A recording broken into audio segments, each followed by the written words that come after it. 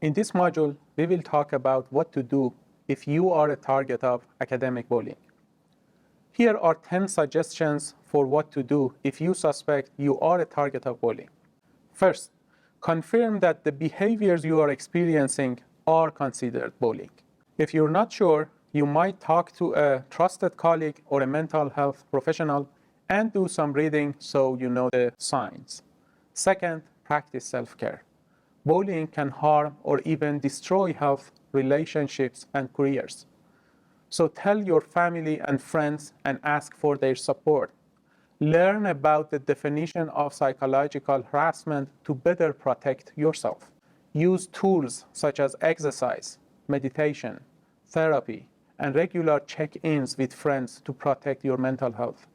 Be very careful to avoid using alcohol or other drugs or behaviors that offer a temporary escape from the problem, but which can make your life much worse. Third, remind yourself that you are a target, not a victim. Just like targets of sexual harassment and other forms of discrimination, you did nothing wrong to bring on this bad behavior, and it is not your fault. It is important to remember that you got to your position through hard work and talent. Number 4, have your doctor monitor your stress level and any symptoms such as insomnia, depression, ruminating thoughts, poor sleep, loss of appetite, anxiety, or panic attacks. 5, document the specific incidents and the exact behaviors that are directed toward you, including dates and times. This can be accomplished by saving emails, writing memos to yourself about relevant conversations, or ensuring that conversations with the bully take place in the presence of a trusted ally. Remember that bullying is never a one-time incident. It occurs over time. Number 6, try to use collective power. Look for others who might be experiencing the same treatment, but who are afraid of speaking up. Band together, document your stories, and collect evidence. It is much more difficult for an institution to ignore or brush away the concerns of multiple individuals who present their cases together. 7, if your institution has an ombudsperson, share your evidence with them and get their advice. The ombudsperson, trained in dealing with harassment and bullying, will listen to your issue and offer guidance. Often they do not have the power to act on your behalf, but they can advise you on the best course of action according to the institutional ecosystem. 8, if your institution doesn't have an ombudsperson, look for other trustworthy resources such as human resources to share your concerns. Be aware, however, that we have seen in multiple cases that human resources professionals are not always willing to confront a bully who has significant power on campus. 9, if you do not trust institutional resources, seek outside assistance. There are harassment specialists available around the world. You can easily Google them. You can also consult with a legal aid nonprofit or a labor lawyer who is willing to reduce their fees for a one-time consultation. The goal here is for you to gain confirmation, clarity, and certainty around your case.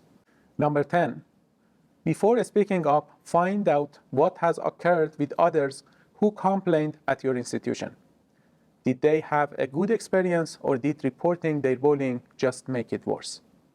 If you decide to speak up, here's what to do in advance. Build confidence in yourself and your case by finding allies, drawing on institutional resources, and knowing your rights. Consult with a lawyer regarding your experiences and seek their advice.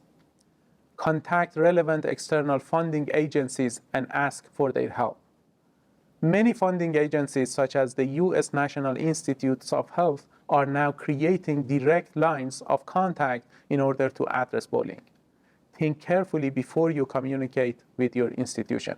Keep in mind that their responses will be usually reviewed by lawyers.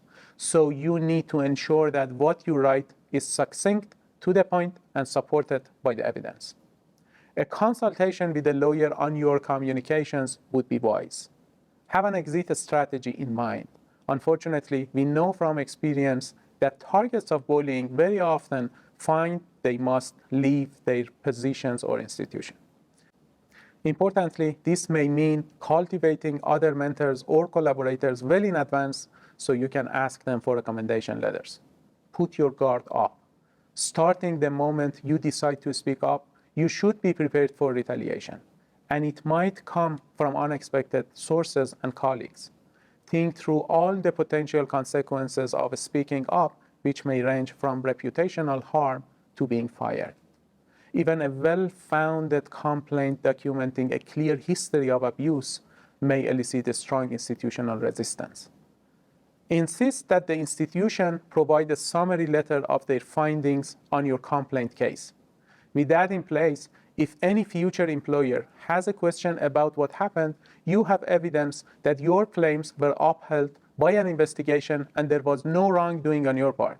However, be aware that in some cases, such a summary may include negative, unsubstantiated, or biased testimonies regarding your own actions, with an attempt to damage your reputation or justify perpetrators' actions. If this happens, you need to strongly question the validity and/or fairness of such allegations and/or testimonies, as almost always such allegations and/or testimonies will rise after you complain. These are the recommended actions we suggest you consider taking. This module continues with more advice from several experts and targets of bullying.